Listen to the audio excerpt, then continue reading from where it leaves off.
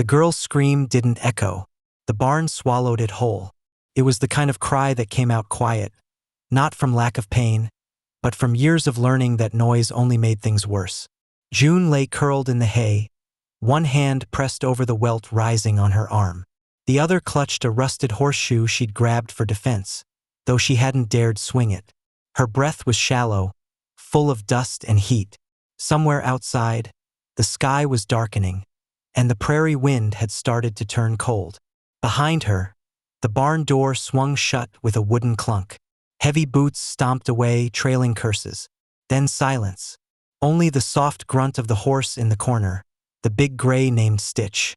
He shifted once, then stood still again, like he understood what had just happened but didn't know how to change it. June had learned early to stay quiet, to not cry too loud, to not show fear, because her stepmother, Lorna, wasn't like other women in town. Lorna didn't raise her voice. She didn't throw things.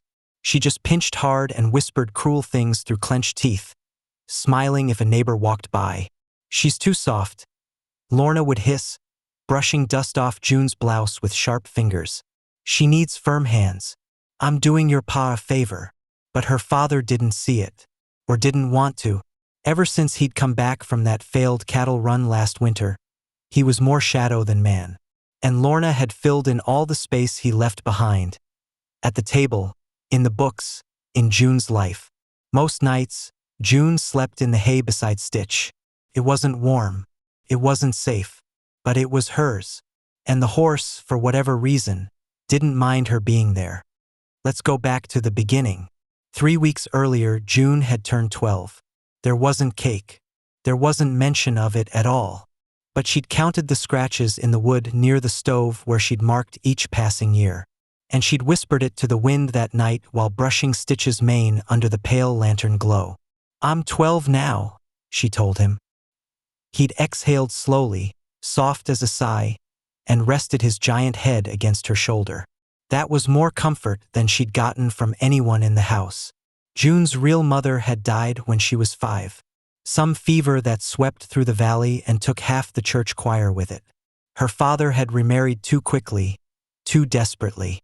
Lorna had been a widow with a hard smile and a dowry of gossip. What she didn't bring in love, she brought in opinion, and opinion was currency in a place like Dusthorn Ridge. And June? She was a stain on Lorna's perfect ledger. Too quiet, too pale, too much like her mother. The horse, Stitch, was the only thing her real mother left behind. He'd been young then, barely broken, a gangly gray gelding that no one thought would amount to anything. But her mother had raised him gently, fed him apple cores and talked to him like he understood every word. "He remembers her," June once told her father. "Animals don't remember," he muttered, pouring rye into a tin cup. "They just survive." Still, Stitch was never the same around Lorna. He'd flatten his ears when she neared, stomp once. Not dangerous, just disapproving. The barn was his world, and June had become part of it. That night, the wind grew stronger, the kind that bent the grass flat and howled across the plains like some wounded god looking for a place to rest. The old barn creaked, boards shifted. Somewhere in the rafters, an owl gave a lonely call. June sat up, brushing hay from her hair. Her cheek still burned where Lorna's ring had caught her. She hadn't cried then, just went out to check on the horse. Like always, Lorna didn't stop her. She never stopped her. Why would she? What was one more hour in the cold barn? Stitch stood near the gate, broad and still. His breath steamed in the air. His tail flicked at invisible flies. When June approached, he turned his head, eyes soft and deep. She pressed her forehead to his neck and breathed in. "Hey, leather, earth, safety. You ever feel like running?" she whispered. The wind howled outside, like it was answering. And for just a second, the big horse shifted. Not away, closer, like he understood more than even June dared believe. And outside the barn, up near the ridge, where the moonlight didn't reach, a figure watched from the tree line, then turned and vanished into the dark. The next morning, June woke to the sound of birdsong and a hard knock on the barn door. She jerked upright, straw tangled in her hair. The knock came again, slower this time. Not her father, he never knocked. Not Lorna either. Lorna would shout or stand with her arms crossed like a soldier inspecting troops. "Who's there?" June asked. No answer. She rose slowly, clutching the wooden pitchfork like a spear. Stitch stood tense beside her, ears pricked forward. Something outside made him uneasy. June eased the barn door open. No one. Only a small cloth-wrapped bundle on the ground. She bent down and opened it. Inside, 2 bruised apples, a heel of fresh cornbread, and a folded strip of fabric with her mother's initials stitched at the corner. JL. June blinked, heart racing. That hand-stitching was her mother's. She'd watched her do it near the fire while humming those soft, breathy songs June still dreamed of. She hadn't seen this fabric in years. She looked to the tree line. Nothing. Only prairie wind and sun climbing higher over the ridge. She hid the bundle in the stall behind a pile of dried feed. Later, when Lorna stood at the porch shouting for her to come fetch the bloody water, June obeyed, but the thought of that bundle stayed with her like a secret flame in the dark. By midday, the town wagon passed through. Old Mr. Barrow hauling burlap sacks and loose gossip. He stopped near the gate and called for her pa. Instead, June fetched him. Her father came out slow, blinking at the sun like it hurt. Barrow tipped his hat. "You folks heard about the Shaw girl?" Her pa frowned. "What about her?" "Gone. Vanished sometime night before last. Folks think she ran." "Ran?" Lorna appeared behind them, arms folded, eyes narrow. "Or taken?" Barrow shrugged. "Hard to say, but folk are nervous. They say she'd been seen talking with one of those Apache kids that sweep through sometimes. You know how folks get." Lorna clicked her tongue. "And here I thought she was being raised with Christian sense." Barrow tipped his hat again and rode on. June said nothing, but a tight knot had formed in her chest. She thought of the bundle, the initials, the way Stitch had bristled last night, tense as a drawn bow, and she thought, not for the first time, that there were stories Lorna was trying hard to erase. That night the wind died down. Still. Too still. The house creaked, but the barn didn't. Even the owls seemed quiet. June sat in the hay with Stitch, tracing the lines of the cloth with her fingers. "Did Mama know someone?" she whispered. "Someone who's still watching us?" The big gray horse shifted. She could swear he almost nodded. Her father hadn't said her mother was from anywhere special. Only that she was a kind woman with hard hands and quiet ways. But June remembered things. The old hair comb carved from bone. The dark eyes that looked like moonless night. The way she used to hum. Not English hymns, but something softer, sadder. A tune that didn't come from the church. June used to mimic it. Lorna had slapped her once for it. "That ain't a song fit for a Christian child," she'd said. That night, Lorna didn't call her inside. She didn't bring dinner, didn't check on her. It was a test, to see if she'd come crawling in cold and hungry. June didn't. She stayed curled in the hay, one hand resting on Stitch's shoulder. And that night, just past midnight, she heard it. Footsteps, light ones, outside the barn. Not boots, barefoot. Then the softest knock. 3 times. June froze. Stitch stood completely still. Then came a voice, low, hoarse, young. "She was my sister," it said. June's breath caught. You left this?" she whispered. Silence. Then, "She asked me to bring it if she couldn't. She knew she might not make it. She said you looked like her. She said the gray horse would protect you." June stepped toward the barn door, slowly, like a sleepwalker, but when she opened it, no one was there. Only the trees beyond the fence, the tall grass swaying, the night deep and endless. She turned to Stitch. He stood with his head low, staring at the trees, watching. The next day, the town changed. Whispers moved faster than wagons.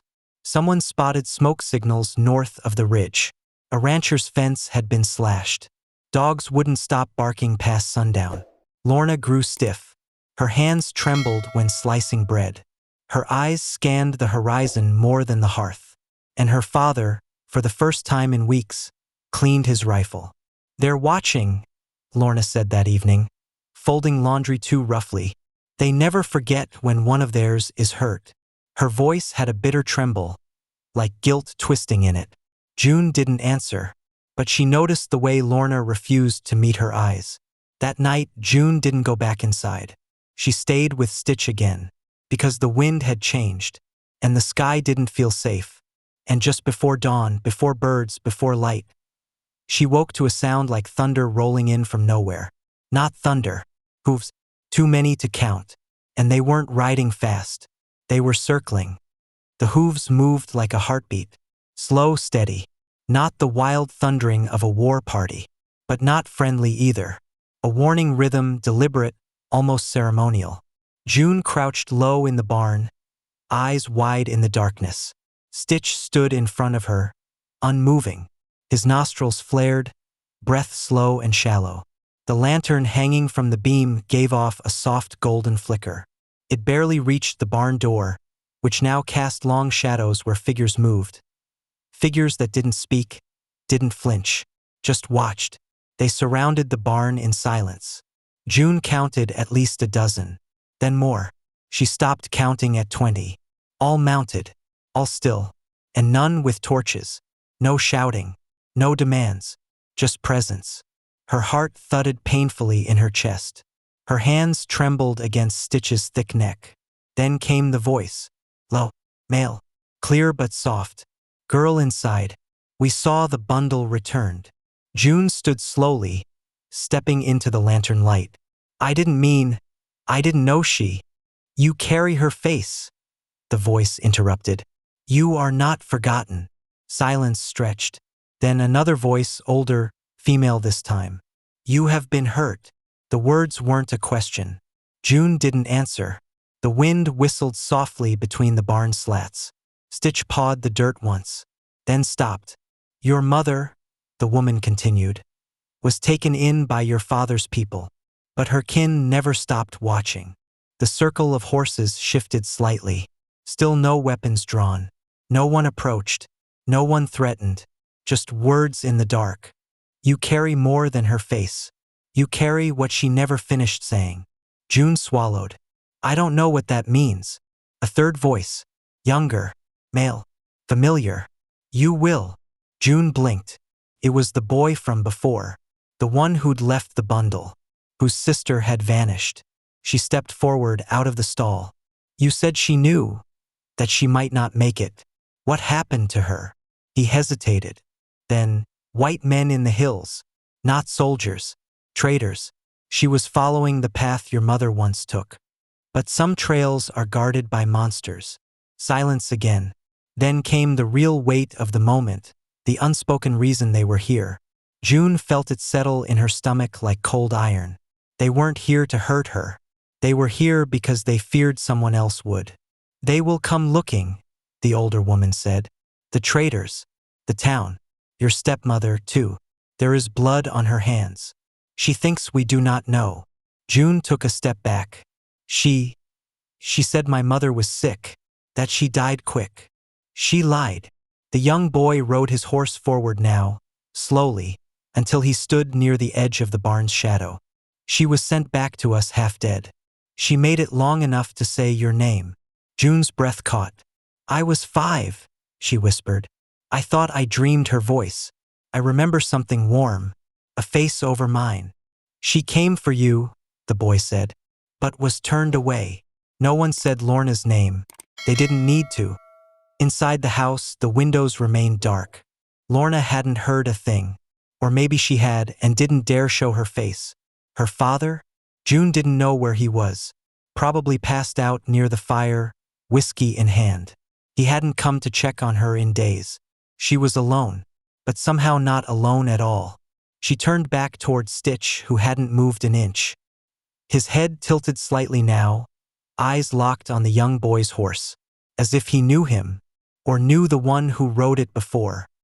He won't hurt you, June whispered to her horse. Stitch stayed quiet. The older woman's voice returned, gentle but sure. If you stay here, they will break you. I've survived so far. The woman nodded, but not whole.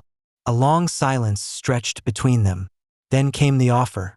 unspoken at first, then wrapped in a question that wasn't really a question. You may ride with us, for a while, until you are ready. Ready for what? To remember. Behind them, dawn began to rise, just a line of pale blue along the edge of the earth. The boy extended a hand from his horse, palm upward. June looked at it, looked back at the house, and then at Stitch.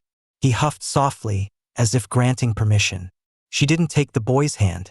She walked instead, barefoot through the dust, and climbed up behind him. The circle of riders opened, then turned without a word. They rode east into the growing light, and the barn stood silent behind them, still, watching, waiting to see what the day would bring for the house that had long held too many secrets. They rode without speaking for hours.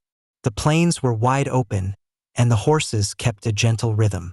Not fast, not slow, just enough to move them away from the ranch, away from the walls and shadows, away from the woman who had told too many lies and left too many bruises. June held tightly to the young boy's waist. His name, she'd learned, was Eli. He didn't say much, but when he did, the silence around his words gave them weight. Around her, the others rode with the same quiet strength. Apache, like her mother had been, like she now knew she still was. No one questioned her. No one looked at her with pity. They just made space. That night, they set up camp beneath a low ridge where the wind hummed like a sleeping breath. A fire was built low, hidden from the open prairie. Smoke curled slowly, disappearing into the stars. Eli handed June a blanket and a chunk of bread. She took both, her hands trembling from cold and uncertainty. Was she scared? June asked. Eli looked at her across the fire. She was tired, but not scared. She came looking for something she lost. June stared into the flames. Me. She found pieces of you. Enough to speak your name. The older woman, Nia they called her, moved beside June and handed her a pouch of hot herbs and water. Drink, she said gently. It's for the pain. I'm not hurt. Not the kind you can see. June took the pouch anyway, sipped slowly. For the first time in her memory, no one was telling her to hush, to move faster, to stop asking questions. The air itself seemed to breathe more gently here. Nia sat beside her, not speaking, just a presence, a hand lightly resting on June's back. Eli eventually broke the silence. You asked what your mother left unfinished. June nodded, eyes still fixed on the fire. She tried to build a bridge between two worlds. It broke under her feet. But you, he looked at her. You might finish it. She looked up, surprised.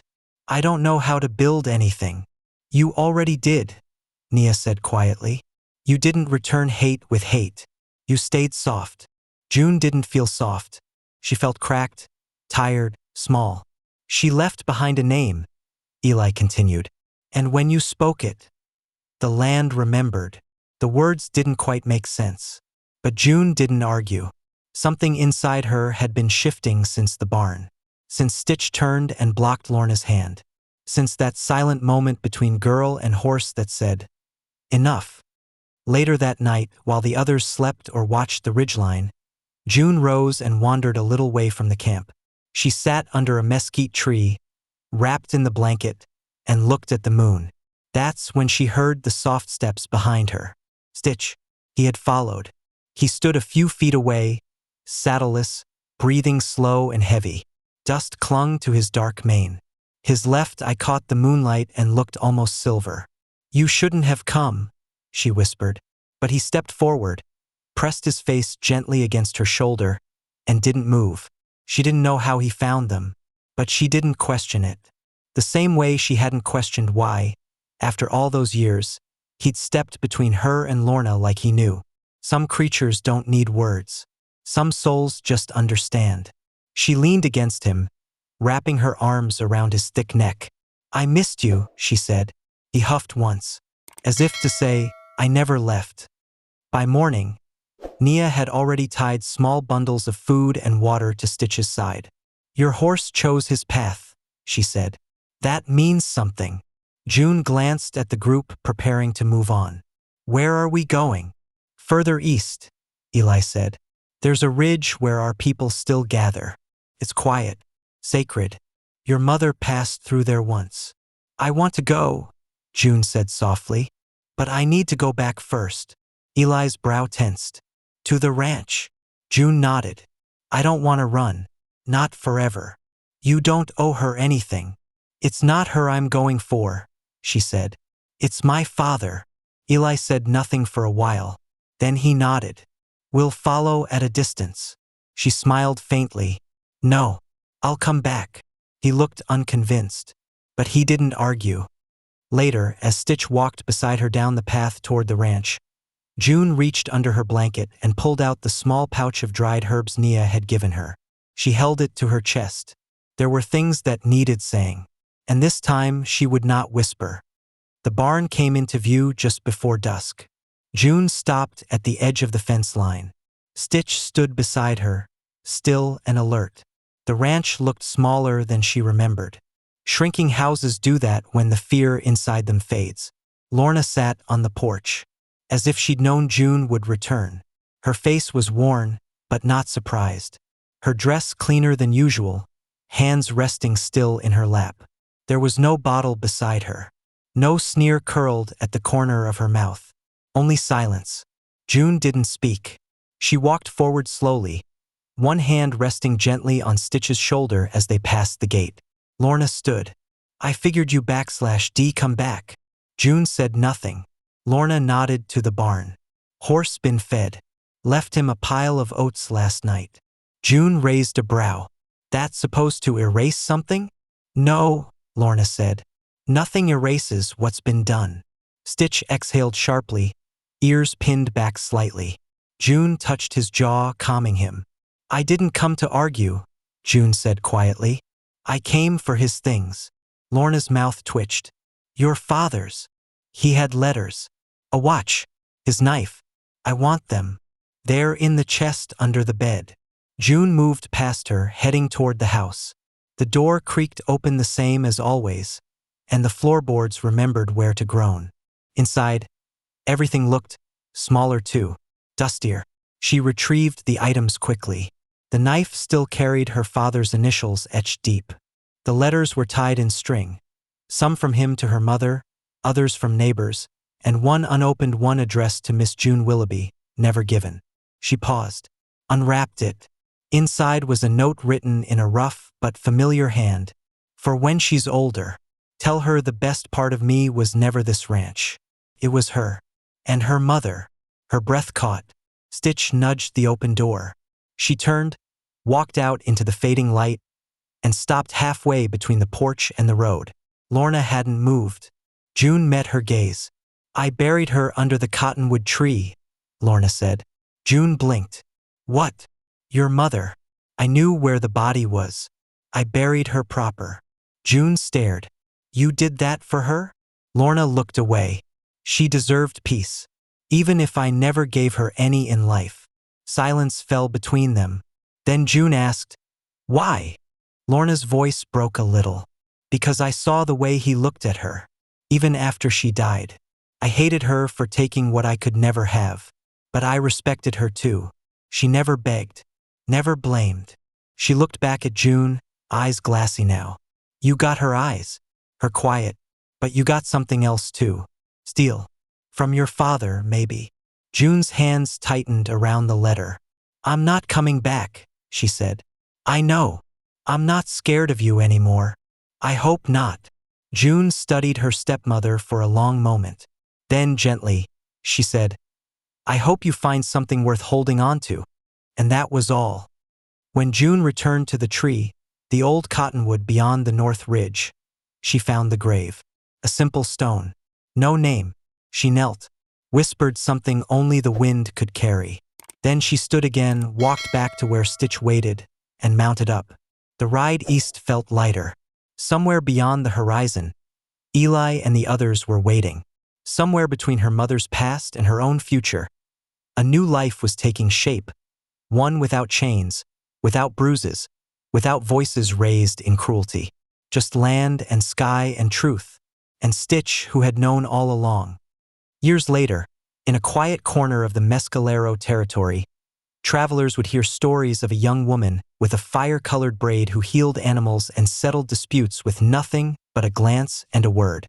They'd say she rode a black horse that didn't answer to reins or rope. They'd say her silence carried more weight than most men backslash speeches. And some would whisper, when the night was long and the prairie still, that the old spirits had returned something stolen, not just to a family, but to the land itself. That her name was June Willoughby. But most folks just called her the one the horse chose.